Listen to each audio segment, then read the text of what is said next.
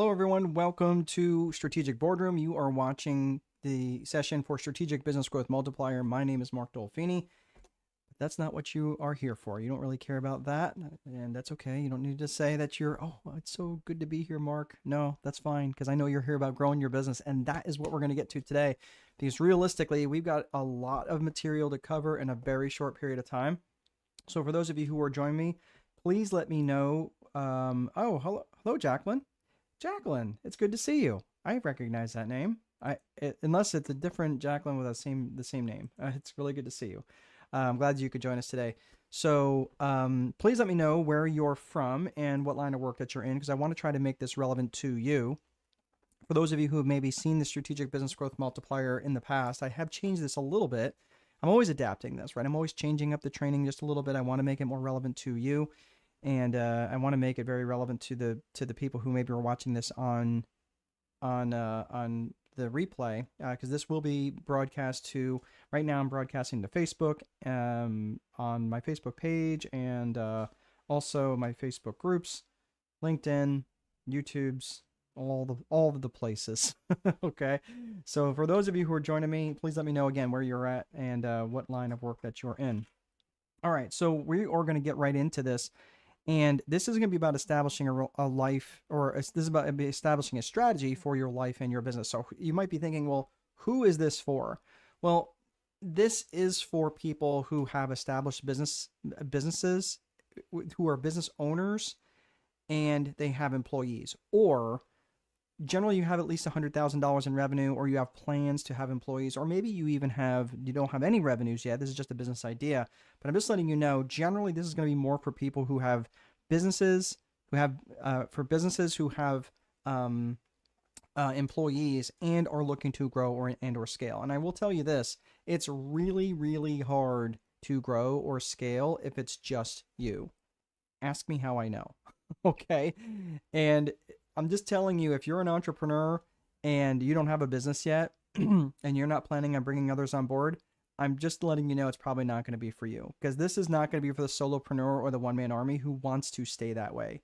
If you're looking to grow, if you're looking to scale, and by the way, growth and scale are not the same thing. But if that's what you're wanting to do, if you're just trying to stay where you're at and you're like, and you're really just kind of looking for coping mechanisms to make the suffering a little bit easier, this probably isn't going to be the session for you. However, if you are looking to grow your organization and you are okay with bringing additional people on board with you, then, and by the way, that doesn't necessarily have to be employees, but if you are looking to bring on people who might be subcontractors, they might be vendors, they might be doing other work that you're just not slated to do, because you can't do all these things. We're going to talk about the 4 core functions of business here in a little bit, but the 4 core functions of business, you can't do all 4. You just can't. Trust me, I have tried, and it's not an intelligence thing, it's a bandwidth thing. You just don't have enough gas in the tank. So again, no disrespect if that's you, if you're trying to stay a solopreneur, but this probably isn't going to be for you. So if you are talking about growing and scaling your business, you want to do that quickly, you're going to need to bring other people on board. And again, I did fight that for years, and I tried to do everything myself. And it's not that you can't do everything, but the reality is you can only do one thing at a time. And when you try to do all sorts of different things at a time, you end up fragmented and just kind of vibrating in place. That's what ends up happening. So you have to have other people in your organization to get multiple things done at a time. And that's the true effect of scale. So again, who is this for? Look, if you are frustrated with your results, if you think like, man, what am I doing wrong? Like, why am I just working harder and harder, and you're just not where you're at, and you feel like you should be much further along than you are, or you're just thinking like, man, all I do is just think and obsess about this business, and in the early days, it's kind of exciting, right? It's kind of cool because it's your thing, it's your creation, and you're doing it, and then all of a sudden it starts to become this big drag. Look, this is a strategic approach to managing your life and your business, and by the end of this webinar, what I want you to do is, by the end, you're going to have a full framework of how to approach not just your business, but also your entire life. Really? Really? Your whole life too? Yes, because this whole framework is to address something that was lacking in my own life, because everything I just described And we're going to be talking about self-sabotaging behaviors here in just a second. And all of those things that I'm going to be talking about are all things that I struggled with. And when people started coming to me after I had figured things out and was the businesses that I had started were running on their own, and I was like, okay, can you help me, Mark? Because I'm really struggling here and I don't know how to get out of this trap. And then the problem is that I was like, okay, yes, I can absolutely do this. I can absolutely help you. But the reality is you have to recognize that the business is just an extension of you. So let's work on both you and your business, because the not great version of you is not going to necessarily translate into a great version of your business. Let's work on both, and we can do that. Life is complex, but we can handle complexity, right? So this will not be super granular, because that's the big difference between a strategist and a tactician. Okay, let me make this distinction here real quick for those of you who are really wanting to be business owners and not just owners of a high-paying job. That's a big difference. A business owner is someone who makes money whether they show up to business or not. Okay, it doesn't mean that they can't ignore their business, but this is the difference between having a business that pays money whether you show up or not, or having a high-paying job which you have to show up at every single day. Because when you don't show up, you don't make money. So this is a difference, again, between being a strategist, okay, big picture, versus a tactician. And a tactician is good at very specific things, right? So you might be good at probably a couple of things, probably a lot of things, but you're not great at all of the things that your business requires. So this is about thinking like a battlefield general, and all good business owners understand strategy. And a strategist will group together all of the best tacticians.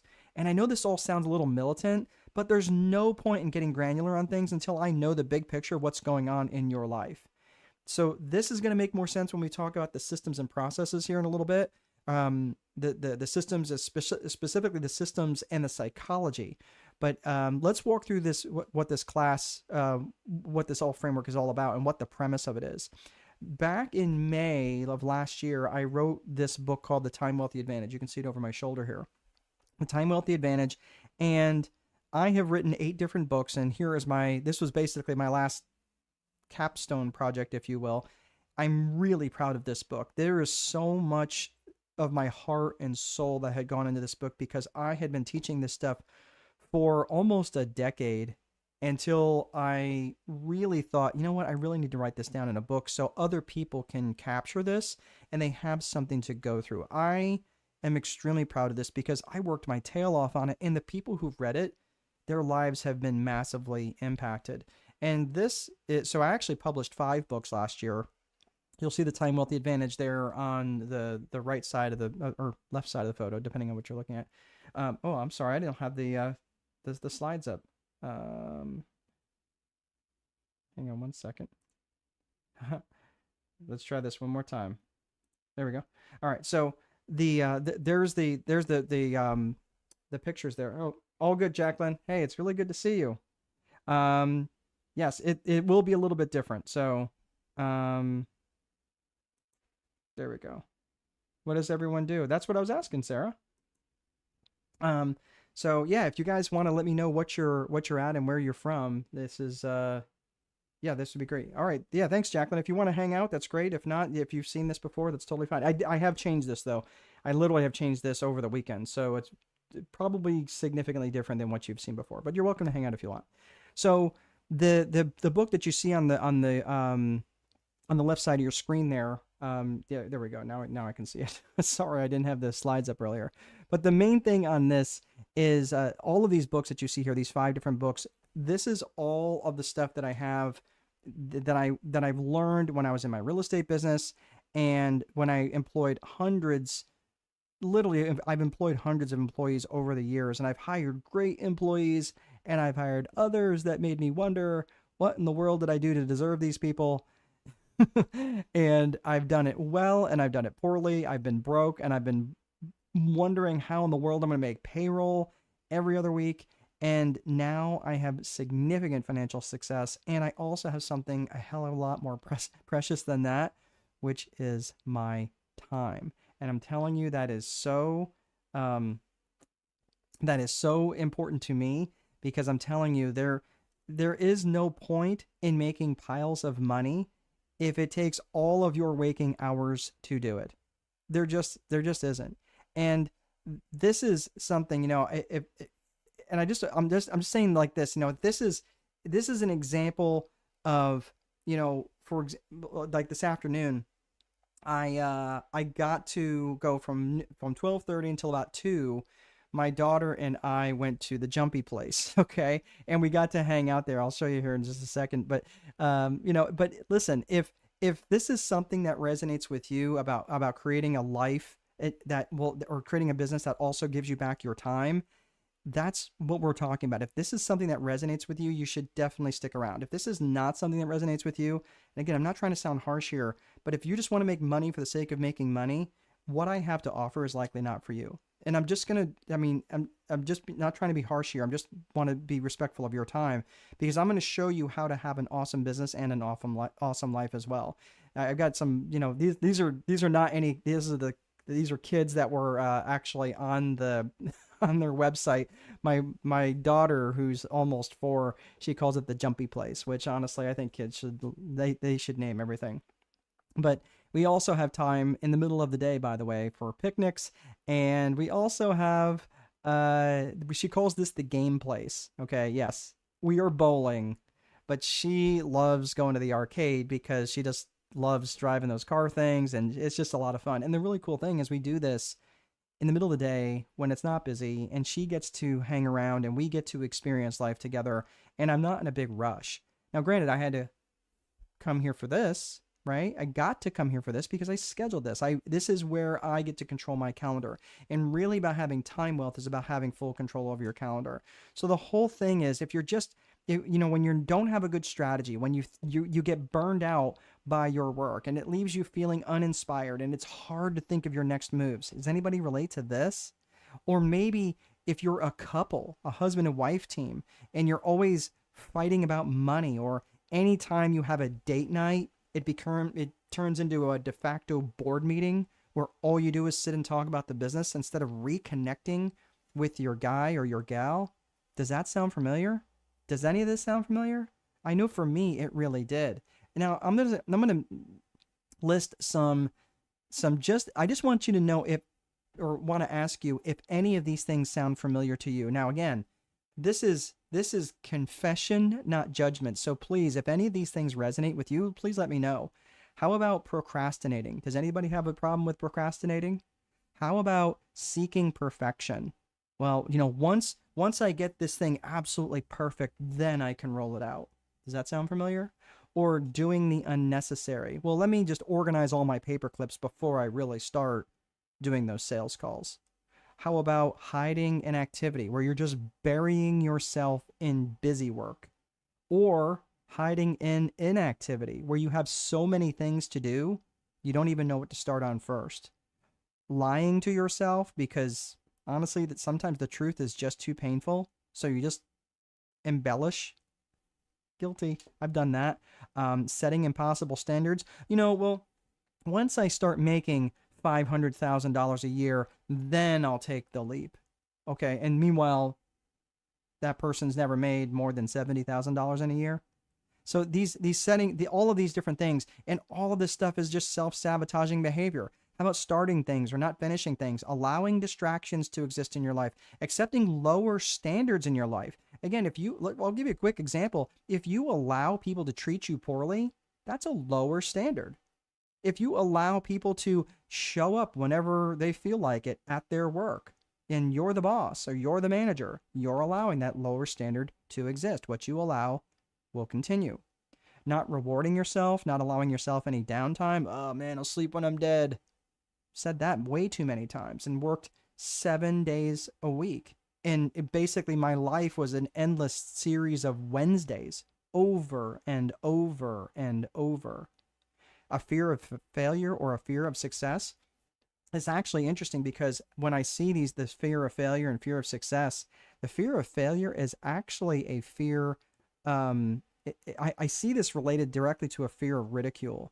And I did have a fear of ridicule. I didn't want people to ridicule me for trying something and failing. And now, I was like, oh man, I don't want to broadcast to Facebook. What if so-and-so sees it. Now I just don't care.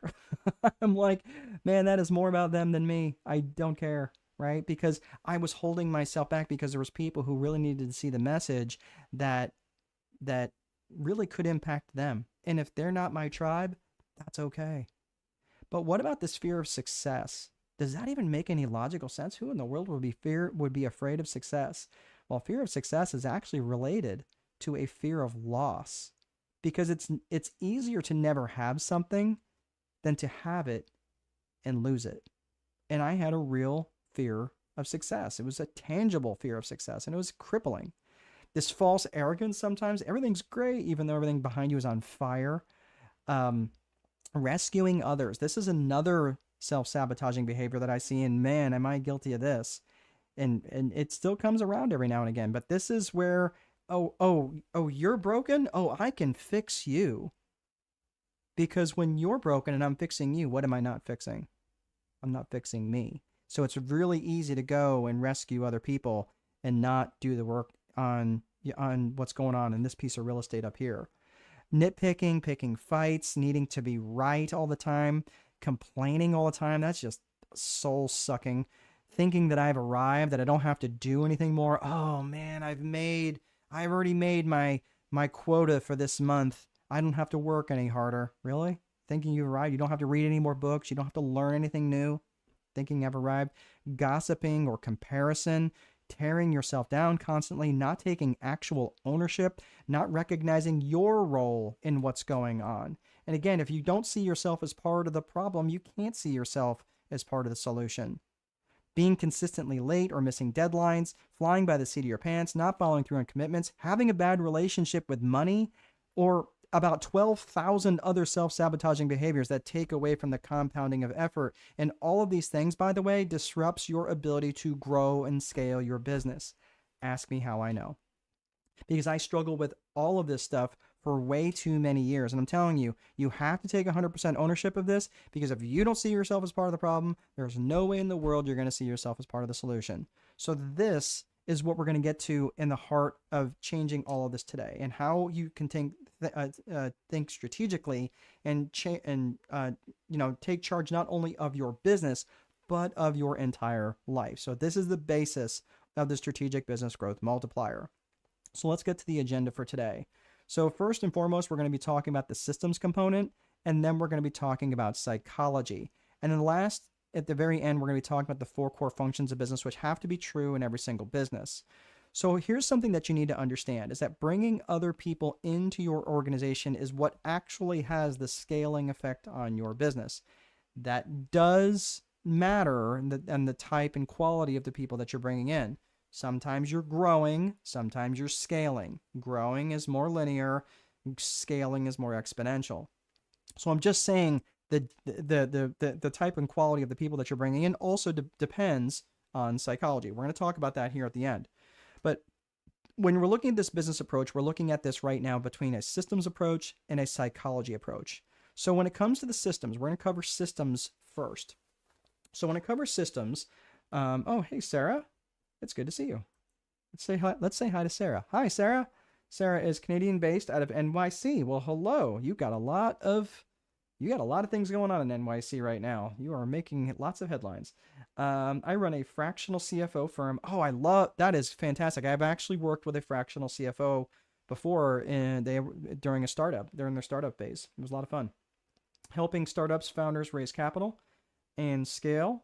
row-ventures.com. Let's sure to show Sarah some love and visit her website. Super excited to hear from you, Mark. It is really good to have you here, Sarah, and glad that you're doing well.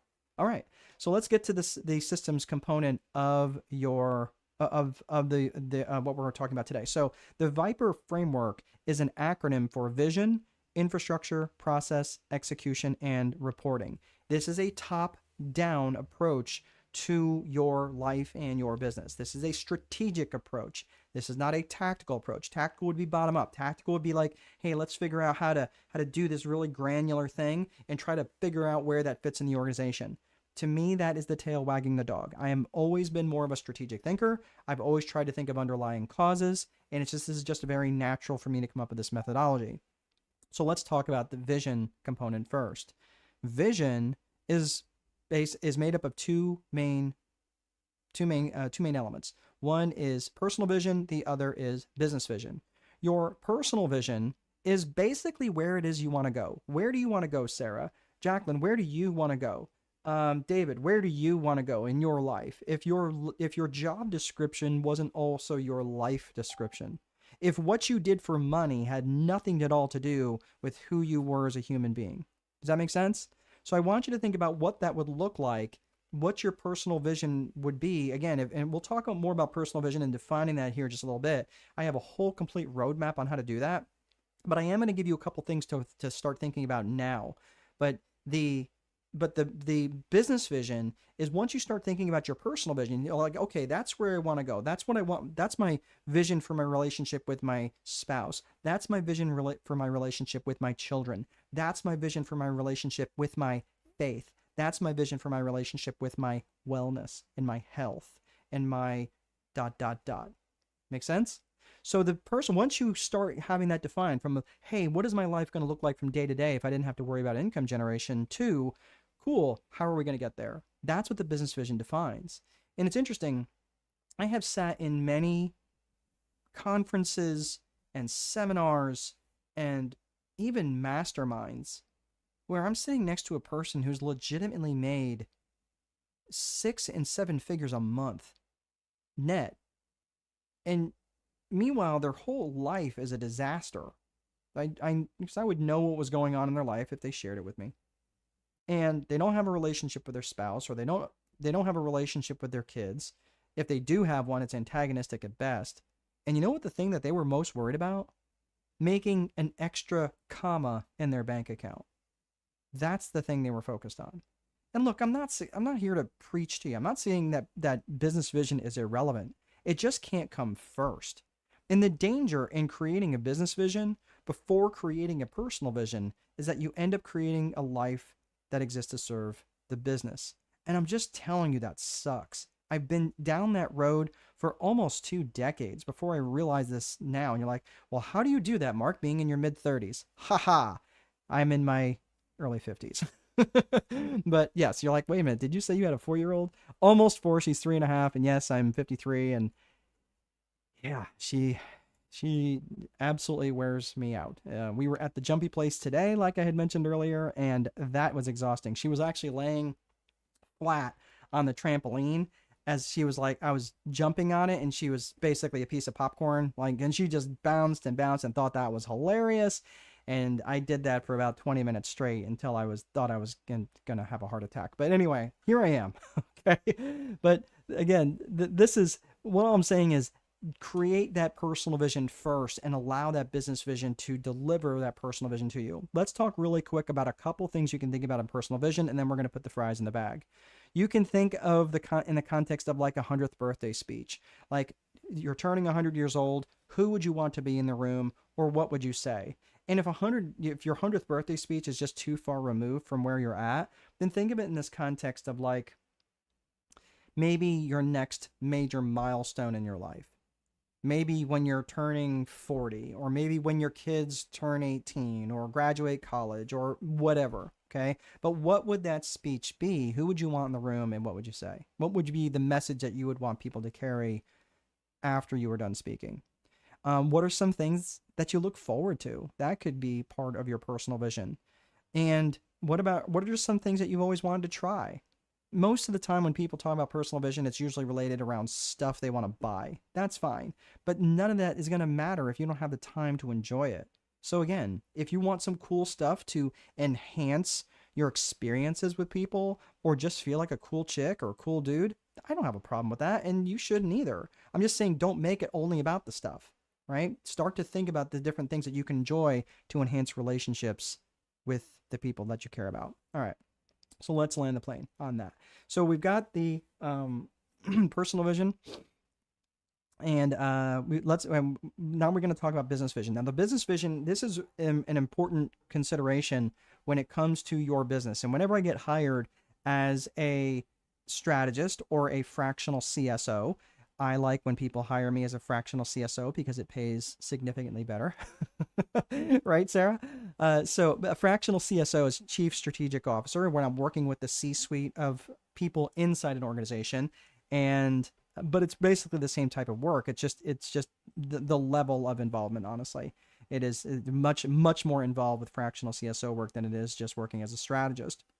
But they are basically the same premise. And it looks through the lens of these 3 C's of business vision. And these 3 C's, I'm just telling you now that anytime I've been invited to work with an organization and go into that organization and I look through the lens of these 3 C's, if there is dysfunction, it almost always correlates back to one of these 3 C's. In fact, I have not seen it where it has not correlated back to one of these 3 C's yet. Now, granted, I've only got, a few hundred examples, but I'm pretty sure at this point in time it's statistically significant enough to say it's pretty much my my capstone. Again, my dissertation could probably be on this. But here's the thing. When it comes to these 3 C's of business vision, you're looking at core purpose, core values, and client avatar. And again, if you're having dysfunctions around staff turnover, if you're having trouble with not just employee or staff turnover, but you've got customer turnover, client turnover, if you're not profitable, if you are you're having trouble getting in leads, if you're like any of these issues that you're going to see, and lots of other issues that you'll find out, it relates to one of these 3 C's of core purpose, core values, and client avatar. So let's unpack them a little bit.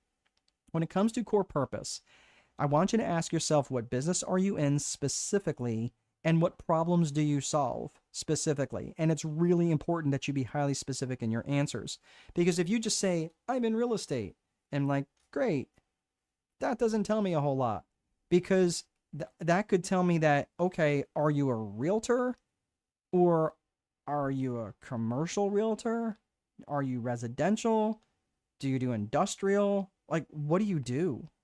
And some people say, yes, in which I say, okay, do you have others that work with you and where you're just the owner of the company and all of these other people are the process experts? And they're like, nope, I do it all. I'm like, okay, how's that working for you? And many times it's not.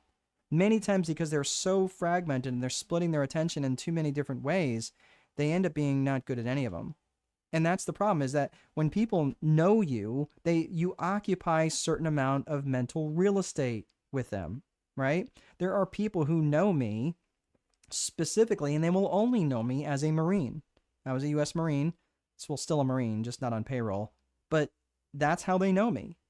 Other people know me for some philanthropy work that I've done. Some other people know me for real estate, and they will only know me for real estate. And because in my town, people will call me all the time and say, hey, do you have a rental property? I'm like, I don't really get involved in that side of the business much anymore. So I let other people handle that.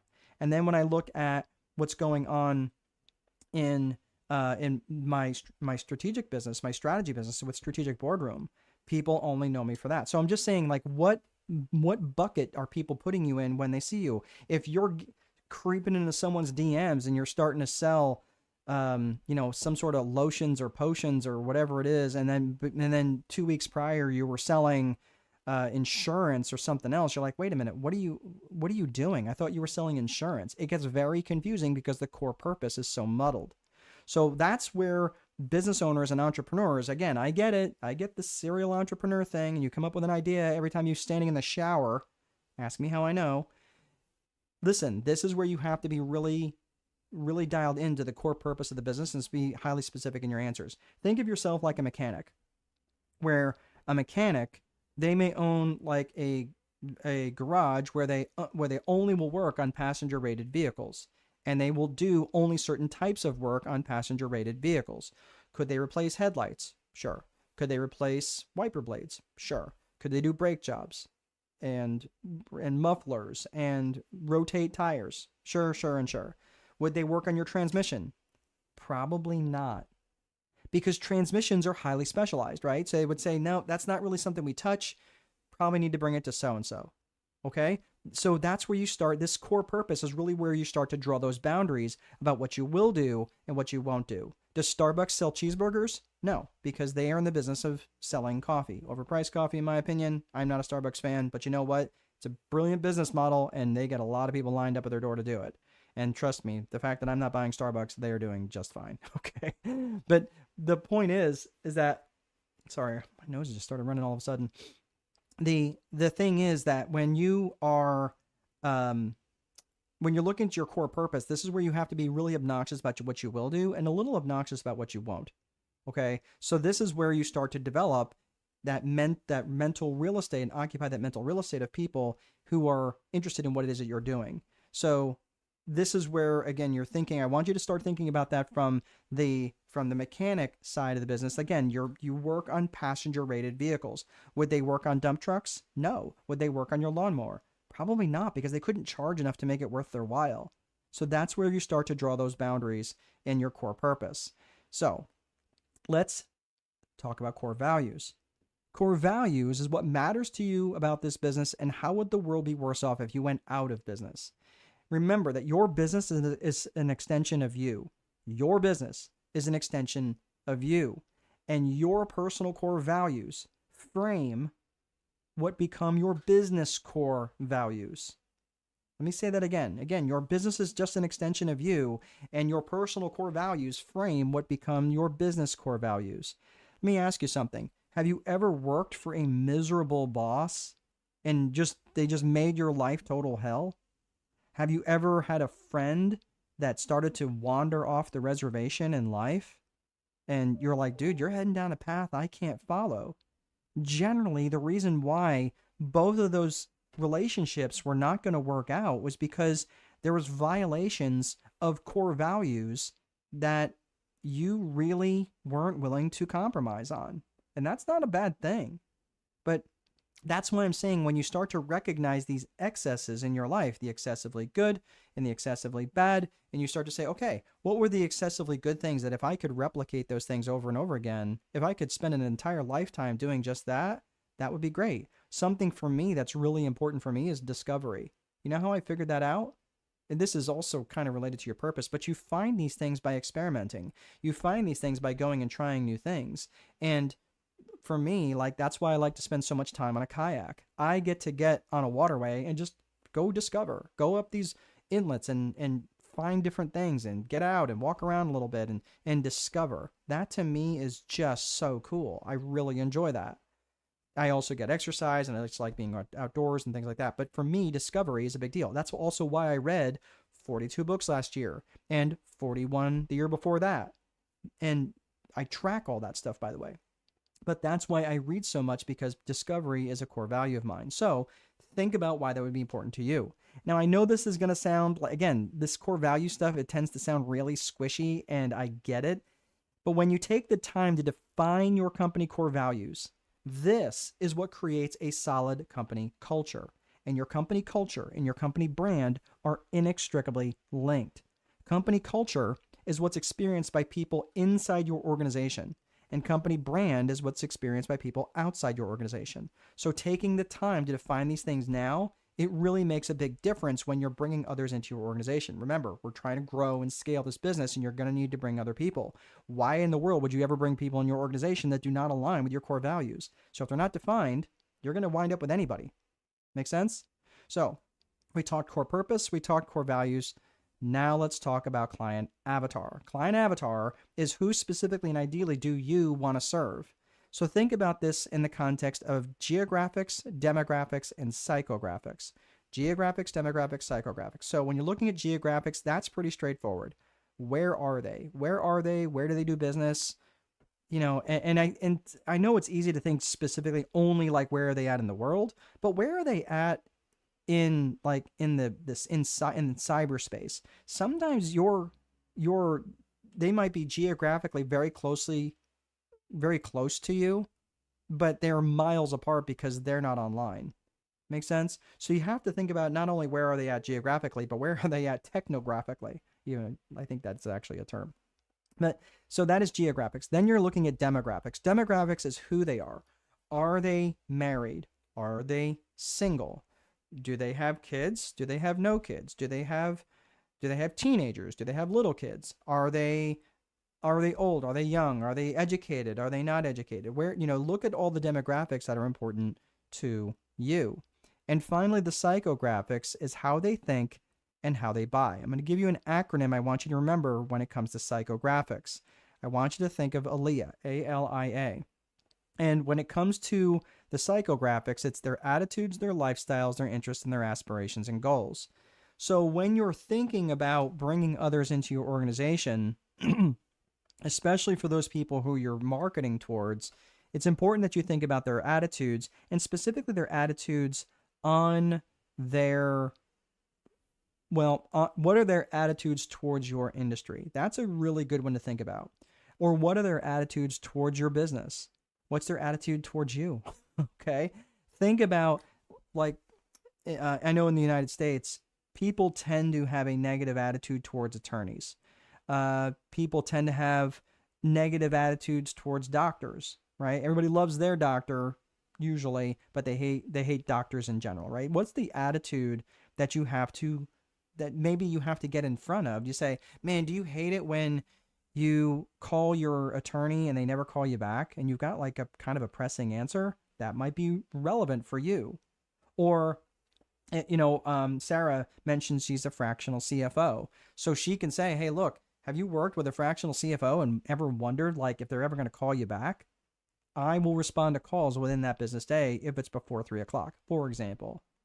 You don't necessarily have to have someone sitting in an office where you're going to pay me 4 to 5 times more just to have them sit in the office and look pretty. That's not economically feasible for many companies that might be between 10 and 30 million dollars. But if they are over, 30 to 50 million, it might make sense. But are the numbers there? Can you still work with a fractional CFO and get a lot of value out of that individual until someone does step into that role for CFO, and that person who's the fractional CFO can help groom them and land them into that job? Makes sense, right? This is how you start to understand their attitudes and why understanding their attitudes makes such a big difference in your marketing and your lead generation. When you're looking at their lifestyle, think about their lifestyle in terms of, are they young and jet setting, or do they like to go out on date nights? Are they older? Do they have grandkids? Think of their lifestyles. Their interests would be things like, do they like football, like American football or European football? Do they like hockey? Do they like NASCAR, or do they like Formula One, right? Think of their interests, because that also helps with affinity, where it's like, oh, we have a common bond, like we're connected. That really does help when you're thinking about it. That's something I'll talk more about that tomorrow on the Magic Marketing class. But the aspirations and goals, and if you can really understand someone's aspirations or goals or where they're headed, and you and your product and service have a straight line path to those aspirations or goals, wouldn't it make sense that you get it in front of them? Yes, but you can't do this unless you know what your avatar's aspirations and goals are. For example, one of the things that I work with many business owners, and Sarah, you'll appreciate this, many of them don't even understand what a balance sheet or an income statement is. Now, my background's in accounting. So for me to educate them as a business owner, I'm not trying to make them into a bookkeeper. In fact, I love working with fractional CFOs because it makes their job easier, because they don't want to spend all the time educating them about what's the debit and credit. Dude, you don't need to know what a debit and credit is. You barely need to know what the chart of accounts is. Yes, you should be familiar with what it represents. Do you need to know what a general ledger is? Maybe, but do you need to know how it's constructed? Absolutely not. No business owner needs to know that. But I would say that do they need to know a balance sheet, and do they need to know, like, when they're looking at an account that something doesn't look right? Absolutely. When they're looking at an individual line item and they say, oh, and they're looking at the income statement and they're like, oh, well, why do these numbers represent this, and what's the interrelationship between a balance sheet and income statement? And if they don't understand that, it's going to be very confusing for them. They're not going to know what they're looking at. That is, if I understand their goals, if I can help them be more financially literate, don't you think that would be helpful, that I'd be able to insert myself along the way to the path of their goals? Yeah, it makes sense, right? So these are the 3 C's of business vision. That's core purpose, core values, and client avatar. So these three C's, think about these. Think about each one of these from 1 to 10. Where are you at on each one of these individually? Are you a 7 on core purpose and a 3 on core values and a 2 on client avatar? Fine. That gives you some room to work on. But I would tell you this, from a 1 to a 10, you cannot rank yourself more than a 5 if none of these things are written down. If they're written down, fine. You can give yourself at least a 5, okay?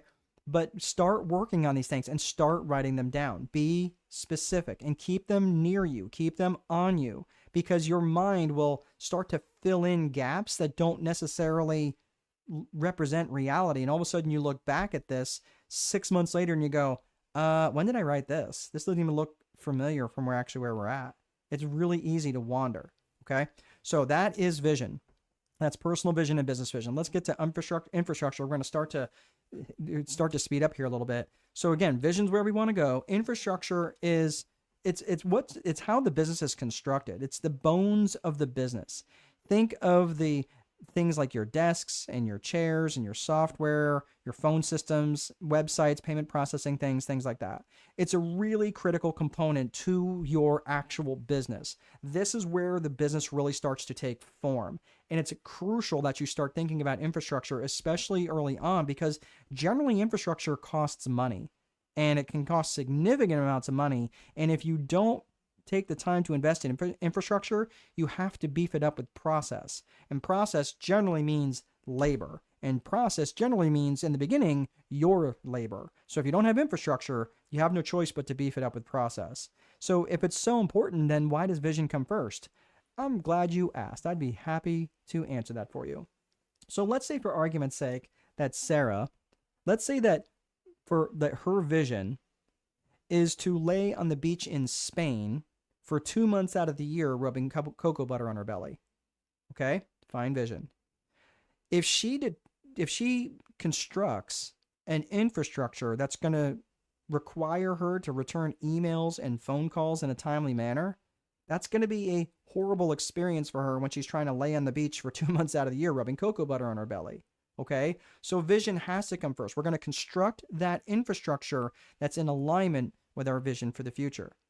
So that's the infrastructure. So we talked about vision, we talked about infrastructure. Now let's talk about process. Process is how you do stuff. So for those of you who are just joining, please let me know where you're at and what line of work that you're in, so we can make this relevant for you.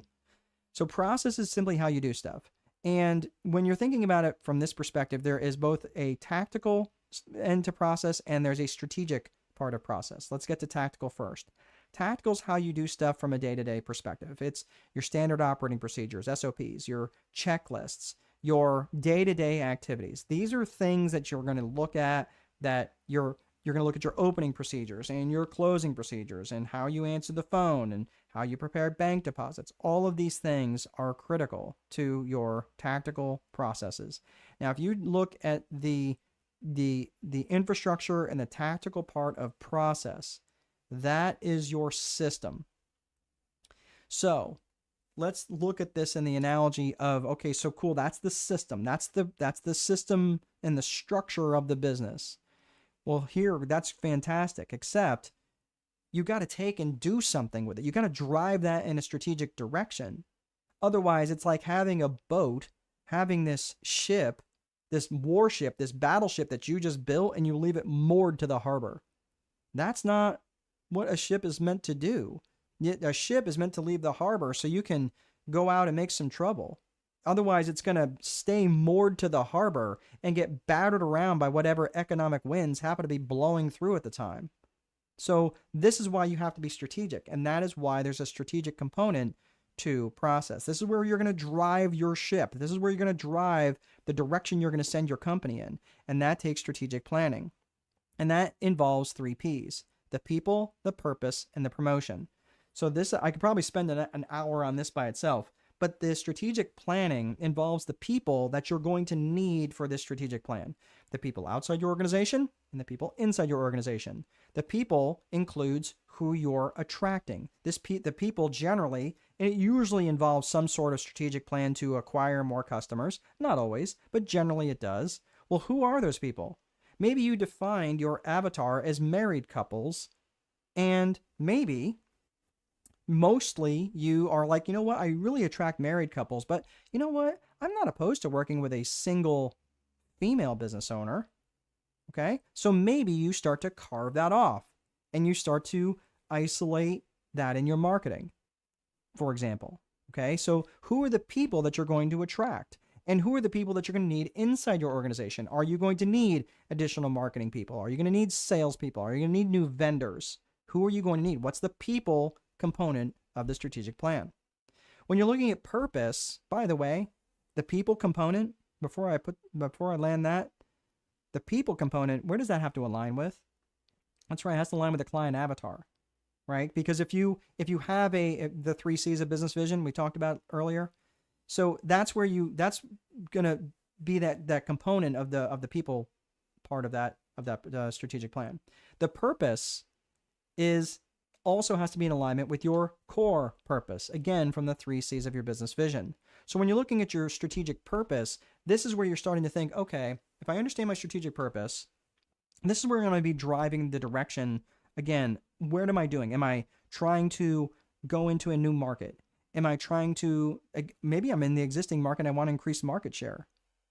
Maybe I want to launch a new product or service.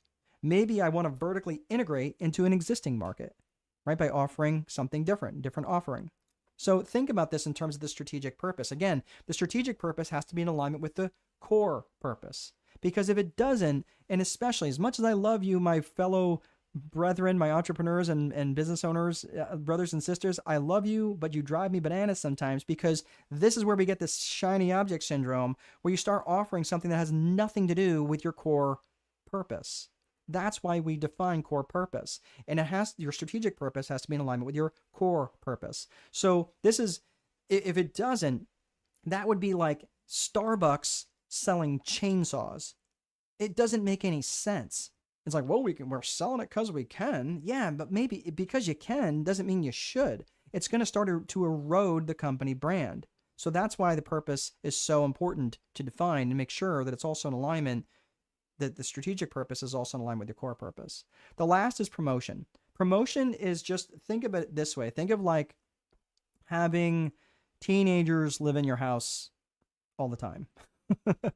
You would probably have to repeat yourself a lot. That's promotion. Okay. So again, I'm just, when you're thinking about this and from that perspective, you have to repeat yourself over and over and over. That's promotion. That's just not simple communication. That's promotion. You're promoting it outwardly to your people in your sphere, like people now breathing your atmosphere, people who are outwardly marketing to, you're networking to them. You're repeating yourself a lot, even to the point where you're sick of saying the same thing over and over and over again. You also have to say the same thing internally, because I promise you, as many times as you said it, there are thousands and thousands and thousands and millions of people who have not heard you yet. So that's why you have to promote yourself and repeat that message over and over and over. So that is strategic planning. So again, that was the tactical part and strategic. The next component to the Viper framework is execution. And execution, this is so important because, let me just mention this quote here first by General Patton. A good plan violently executed now is far better than the perfect plan executed next week. This is where perfect becomes the enemy of done. That perfection trap we talked about and those self-sabotaging behaviors. And the reason why I define execution in the Viper framework is because most plans fall apart in their execution.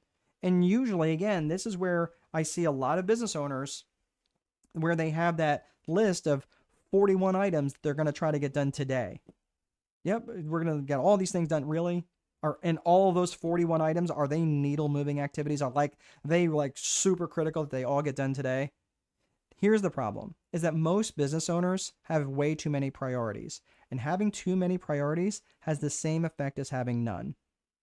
So this is where you start to boil these things down to what's called a daily 5. And the daily 5 framework are up to 5, not like multiples of 5. Say it with me now. Up to 5. One more time for the people in the back. Up to 5 highly specific actions that you can take, which will move the needle towards your vision or your strategic plan. Either one.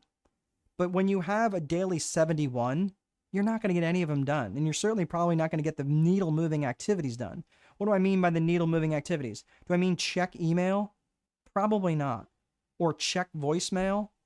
Or, I mean, generally when you have a list so big, you usually get the most irrelevant things done first, just so you can feel like you're gaining on something, making some sort of traction.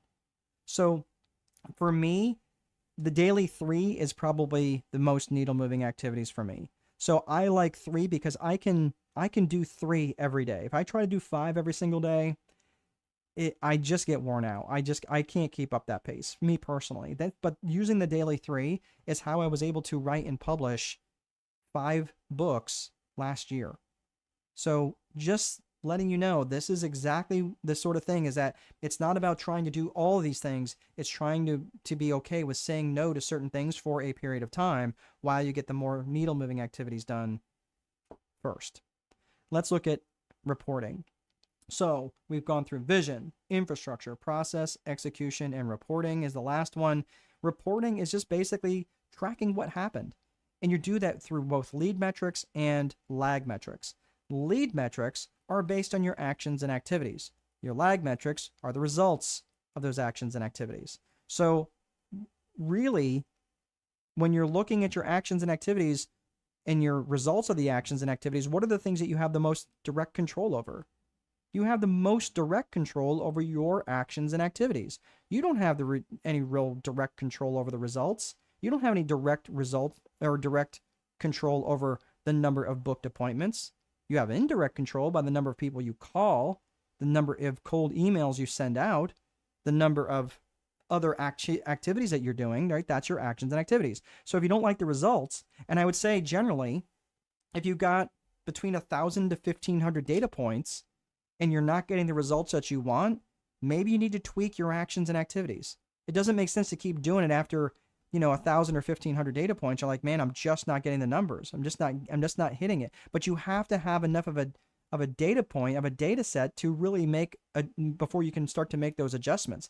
And I would probably say that 1,000 to 1,500 is probably the minimum. It really depends on what you're looking at, but I'm just saying that you really got to look at your actions and activities before you can start saying, well, let's try something different. Most people give up way too early and way too soon. So that's the Viper framework. And that's vision, infrastructure, process, execution, and reporting. And you can use this, and you should use this to start to think, okay, where am I weak? Where am I not? Where could I be struggling? And the reason I'm struggling is because one of these things isn't built out deeply enough. So let's look, that's the systems component. Let's look at the psychology. Sorry, I got to get a drink of water here. Okay. So the systems are important, but the systems are only going to get you so far. The systems will help you be stable. The systems will help you be consistent, and they will absolutely help hold you accountable. However, systems are limited because they don't make subjective decisions. They're just not meant for that. Or adapting to rapid market changes. Coming up with creative solutions is not what a system is for. And it's also for establishing or maintaining human connections. Yes, I know email automations are all the rage, and that's been going on for quite some time, and AI is just adding more to that. But I'm telling you, you're not going to substitute the real human connection. And if someone feels like they're talking to a bot, I'm just letting you know, man, like you can get away with it for a while, and people are like all about, oh, AI will do the calls for you. Yeah, I don't know. I'm just saying, I think a lot of people are selling, and I think at some point people are really going to want a human connection, especially for things when it comes to selling, customer service. They're just going to want that. So this is where we're going to be talking. We talked about the systems approach. Now let's talk about psychology. What psychology, there's two components to psychology. There's individual and personal psychology and business and organizational psychology. When it comes to the personal psychology, you're looking at things like self-worth, self-management, limiting beliefs, emotional intelligence, things like that. Even, again, those self-sabotaging behaviors. When you're looking at business and organizational psychology, you're looking at things from an external perspective and an internal perspective. Let me look first really quickly at personal psychology. So when we're talking personal psychology, this is absolutely critical. Remember, your business is just an extension of you. So if you're coming into your organization with self-worth issues, self-management issues, leadership issues, limiting beliefs, and all of these different things, these, which by the way, will directly lead to self-sabotaging behaviors.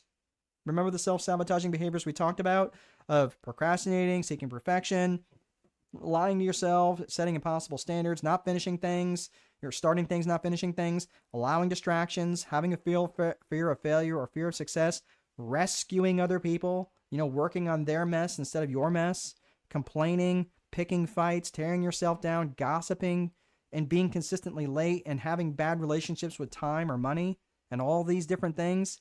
This is directly related. This is the head trash you're bringing to your business. Now, there's lots of things you can do to help offset this stuff, but I'm just telling you, you've got to work on these mental components, these personal psychology components, and you can. There's ways to do this, but I'm just saying, like, this is something just to make you aware so you can start to work on this stuff, because I'm telling you, the stuff that you're bringing to your business may not be helping and is actually killing your business. When you're looking at the business psychology, this is the business and organizational psychology. So I'm actually in a PhD program right now for business and organizational psychology. And when you're looking at this aspect of it, there's an external component and an internal component.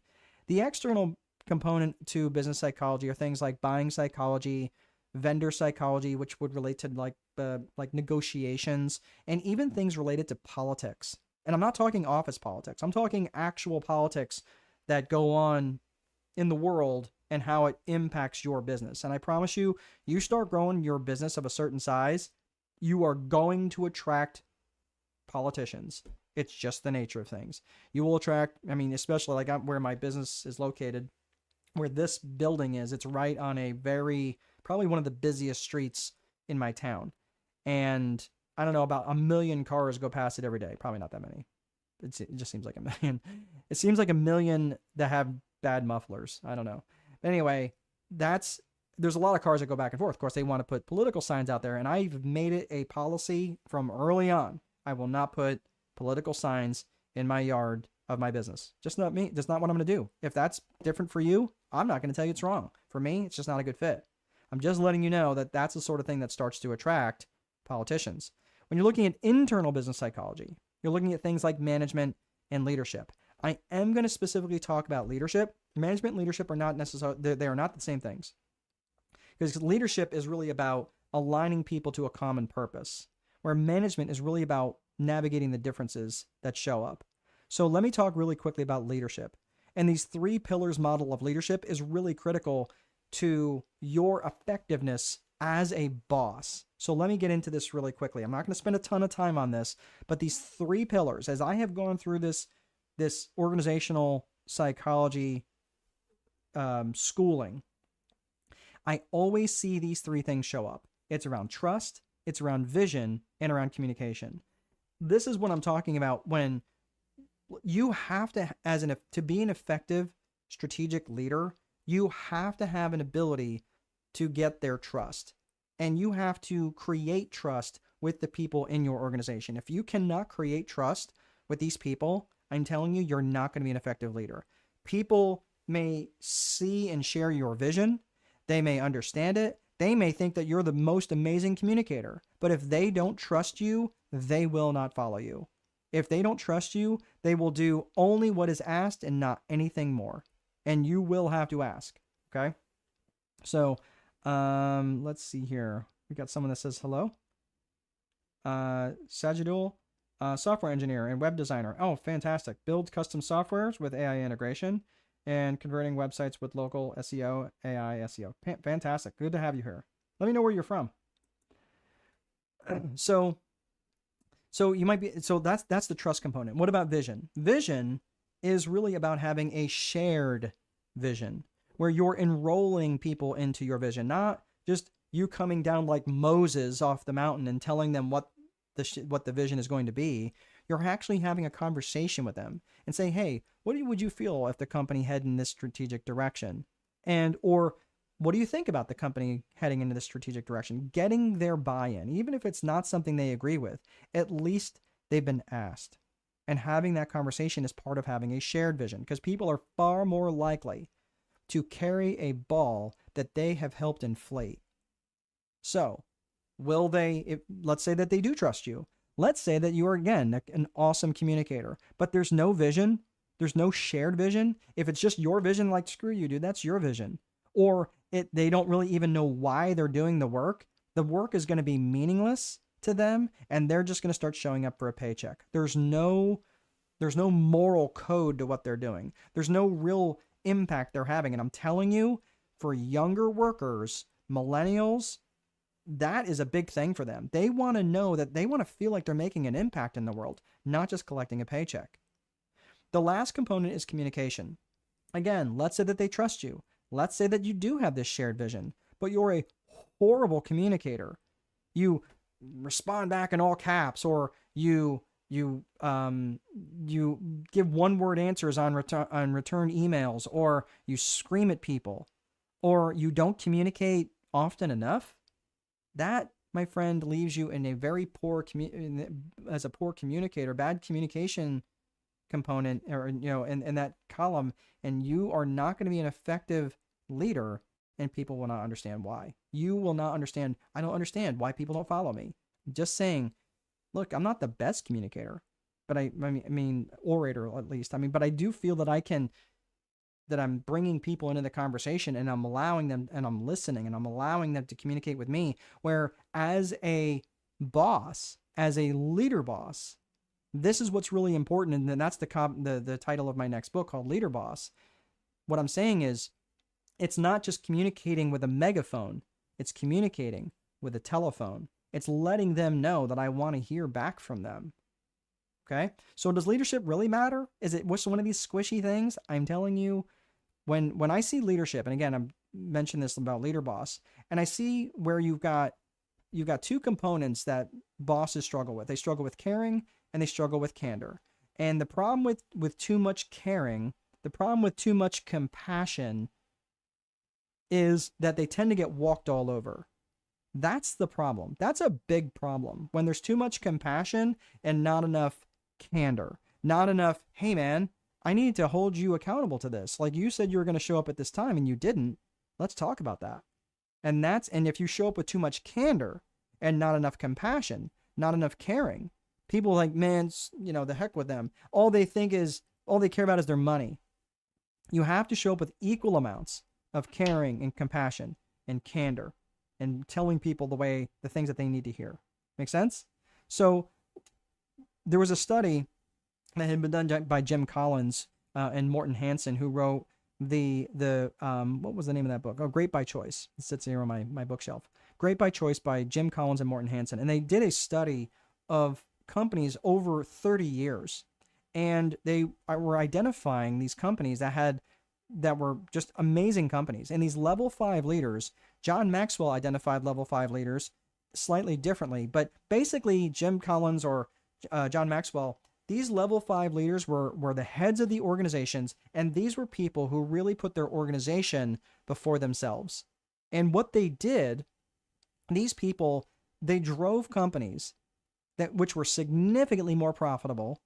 They grew much faster than their industry counterparts. They had a really strong company culture, and wouldn't you know, they had very defined core values. Oh my God, it shows back up again like a bad penny. Yeah, I'm not just making this stuff up. This is all stuff that's based in research. And some of the companies that they looked at were companies you may recognize: Amgen, Intel, Microsoft, Southwest Airlines. And if you look at the returns that they represented over the course of 30 years, those are multiples, by the way, not percentages, multiples. That means Amgen, if you put $1,000 in the stock market and $1,000 in Amgen, you would have earned 24 times more money by investing in Amgen. You would have earned 63 times more money if you invested in Southwest Airlines versus the overall stock market.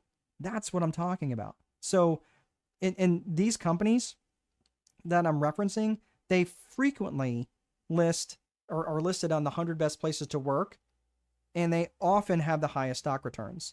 So I'm telling you that leadership makes a huge difference.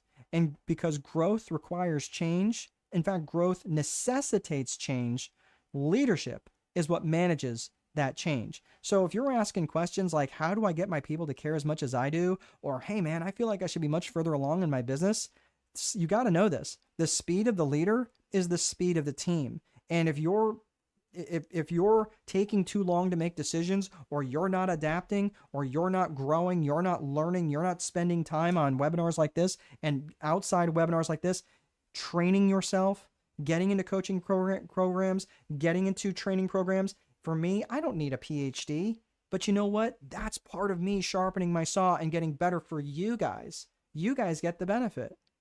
So that's why I'm saying, if you're going to be a true leader in your field, if you're going to be a true leader in your organization, you have to recognize that you've got to start to pick up your pace, because if you take forever to make decisions, man, you've got to find another gear. So leadership is absolutely critical. So again, we talked a little bit about systems. We talked a little bit about psychology. Now let's talk a little about the last component of this, which is the 4 core functions of business. And then we will land the plane today. So when you're looking at the 4 core functions of business, the 4 core functions of business are as follows. They are lead generation, sales, operations, and accounting.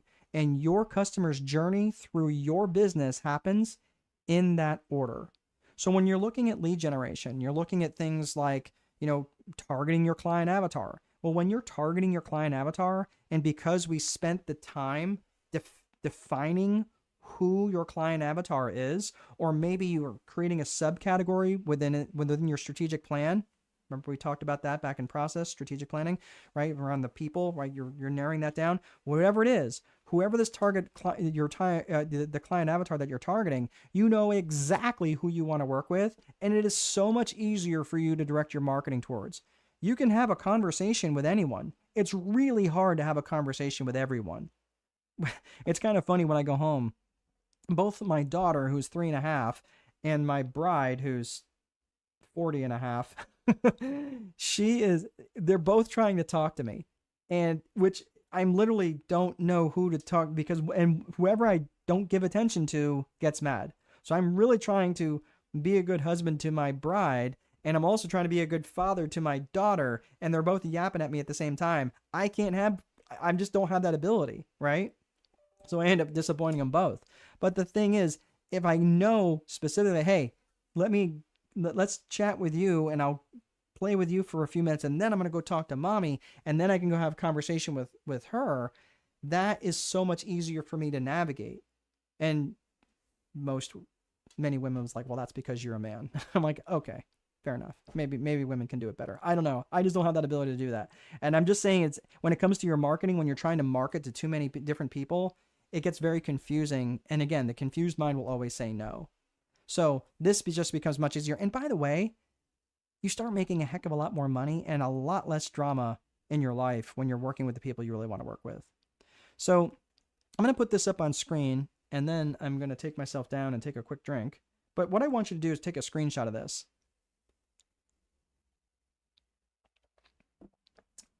So, and Sagito is saying you're from Germany. Excellent. Nice to meet you. Glad you could join us. So, it's got to be late there. My gosh. About 10 o'clock at night. So, what you're looking at here is the 15 reasons why people buy. Are there more? Yeah, probably. I have no idea. But these are the 15 reasons that I came up with. So, the first 10 were from Jim Edwards. He wrote a book, Copywriting Secrets. And then the last 5 were ones that I just had considered when I was just writing for more reasons why people might want to buy from me. But here's the thing, is the people will buy because they want to make money, they want to save money, they want to save time, they want to avoid effort, make things easy, they don't want to escape pain, their emotional pain, physical pain, sometimes spiritual pain. They want more comfort in their life, they want better health. And better health by the way, can show up in the form of less stress. They want to feel more love. They want to gain praise. They want to increase status with their tribe. They will buy for truth. And keep in mind, they'll buy for truth, especially if they have felt lied to in the past. They will buy for growth. They'll buy because something is new or novel. They'll buy to be in more control, and also to be in contribution of others. So this is important, especially if you're trying to attract more people in your life. What do you do with this list? Look, I want you to start to think about how your product or service, directly or indirectly, helps people make money or save time. Come up with as many reasons as you can, directly or indirectly. You should have 10 reasons, directly or indirectly, how your product or service helps people for each of these 15 reasons. Now you've got 150 different ways how you can help your client avatar. This is important. And if you don't have your ideal client avatar defined, you can't do this. So you got to do that first and then come back to this. But once you have this defined, look, now you have to recognize that everything you do needs to support your lead generation function. Why is that? Because you can have the best, most amazing business. You can be the most efficient business. You can have the best product or service. You can be an absolute paragon of truth and justice and virtue. You can be a really nice guy. You can be a really nice gal. Your sales technique's so dialed in that you can sell ice to Eskimos and voting booths to Castro, and without leads, you will starve. So you can never, ever, ever, ever, ever, ever, to the 40th power, take your foot off the gas when it comes to lead generation. You just can't.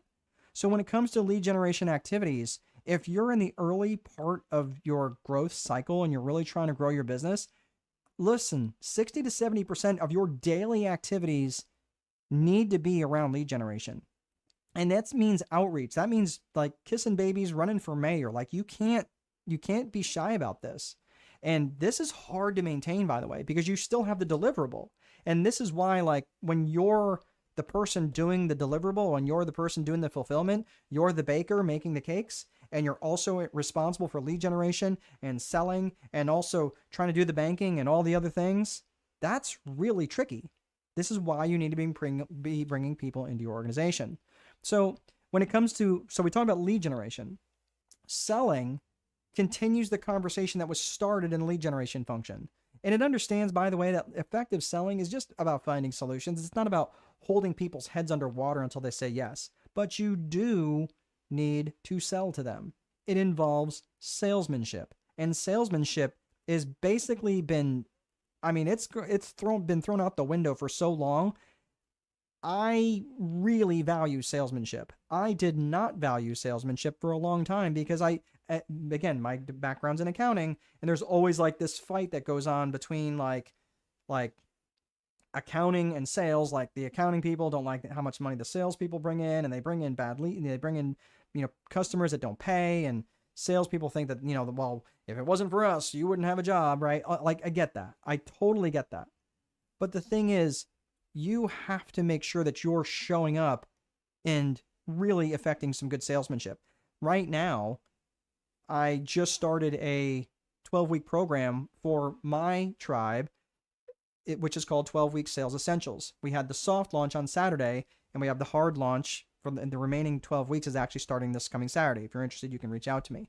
But this is really about understanding sales essentials and actually how to sell and do it well, so you're not feeling like, oh my gosh, I hate asking for people for money, or I hate selling. I have an antagonistic relationship with selling. Look, the reason is because generally you're probably selling the way that you've been sold to, and most people are horrible at it. So just letting you know, there's a way to do it without feeling gross. So if you're interested, we can talk about that here in the end. The operations function, generally, if you're going to get stuck, you generally get stuck in the operations, doing whatever the thing it is that your core purpose is. And lastly is the accounting function. So if you're going to ignore something, generally you're going to ignore the accounting, right? Am I right, Sarah? Right? Sarah is a fractional CFO, so she gets it. Because most times you'll go into these organizations that barely have an accounting function, and you're like, oh my gosh, when's the last time anybody actually reconciled a checkbook around here? Okay, so generally, if you're going to ignore something, you're going to ignore the accounting, and it's usually with smaller operations. It sounds like this. Well, I've got more money in my bank account this month than last month. I must be doing okay. That's generally their approach to accounting. By the way, I have a degree in accounting, and I have said those words. You know why? Because I am the least qualified person to do my own books and my own accounting. Why am I least qualified? Because I might be the most able, but I'm not going to do it. That's why I'm the least qualified, because I have no desire to do it whatsoever. That's why I hire that stuff out. So let me just ask you something real quick. Are all these things the same skill set? The lead generation, the sales, the operations, the accounting, are they all the same skill set? No, they're not the same skill set. That's why you need to bring other people into your organization. And these people need to be aligned with your core values. That's why you define them. So this is all about the difference between when you're bringing in the right people into your organization. You can either grow by addition or you can grow by multiplication. Growing by addition is just hiring anybody, just bringing whoever can do the job. But when you're growing by multiplication and you have your core purpose defined, your core values defined, you know exactly who you're going after. That is how you grow by multiplication. So just to wrap up, if you want to grow your business, look, you got to have the right systems in place and the right psychology in place. You got to have great leadership. You also have to recognize your lead generation actions have to be 60 to 70% of your daily activities. And I would say that's pretty much across the organization, is that your cumulative activities need to be 60 to 70%. And you need to hire and develop great leaders. The other thing that I would recommend, and this is just something that if you guys are interested, because I'm not here to try to sell you on something. Let's see here. Said you saying it's 2216 here. Okay, yeah. So if you have B2B or B2C software idea that has demand, please feel free to talk. For example, custom software combo of Shopify plus zero accounting plus forecasting for overstock. Okay, excellent. I don't have a need for that, but I will put that up for someone else. Excellent. Make sure that you got your contact information, and I'll put that up as well. So here's what I'm gonna recommend. We're pretty much ready to wrap this up. Listen, if you are interested in having a conversation with me, if you're over $500,000 in sales and are interested in working with me and what that could look like for working as your strategist, either way, let's hop on a call and see if we're the right fit for one another. That way we can figure out together the best strategy for your individual situation, as well as the best pricing. So I'm going to put a link up in the chat here. Give me one hot second. And if you are interested, you can just go ahead and click on that. And if you're watching this on replay, where'd you go? There's the tab. There it is. If you're watching this on replay, I will put that up there for you as well.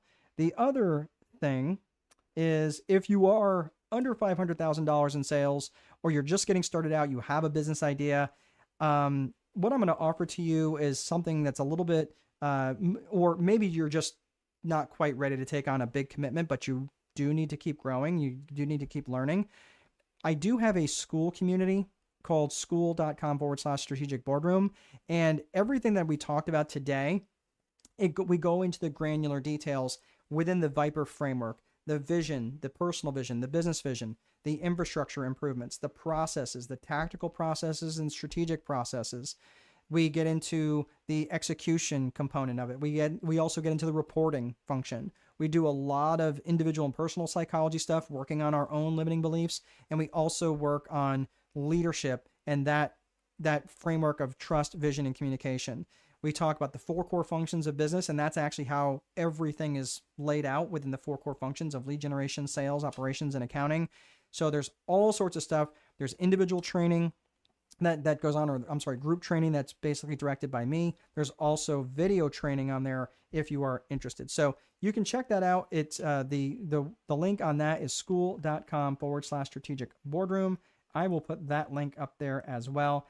And if you guys don't have any other questions, that is all I have. But what I would recommend, though, if you do sign up for either of these, right, so if you sign up wherever you're at, if you go to school.com/strategic boardroom, you can be part of that 12-week Sales Essentials challenge that we've got, and it's starting on Saturday. So we've already had the soft launch, but all of that will be involved at Saturday afternoon or Saturday mornings, Eastern time. So we start at 8:45.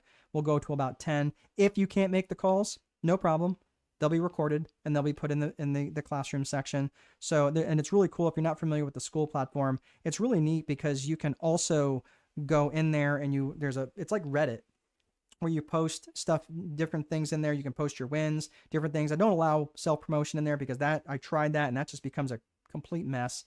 So I don't really allow self-promotion in there unless it's contextual to what the conversation is. If someone's like, hey, come buy my crap, delete. If it's like, hey, someone mentioned about a website, I actually do web design. if you're interested in that, you know, in the thread, then I don't have a problem with that. Okay. So I'm just saying, make it contextual. Otherwise, it's probably just best not to do that. So hopefully I will see you guys. I don't see any questions coming up, and hopefully I will see you guys in the boardroom. Take good care. Oh, there's his email. Let's throw up Rami's email. Romy at codebangla.com. Bangla. Code Bangla. All right. Excellent. All right. Have a great rest of your day, guys. I'll see you guys next time.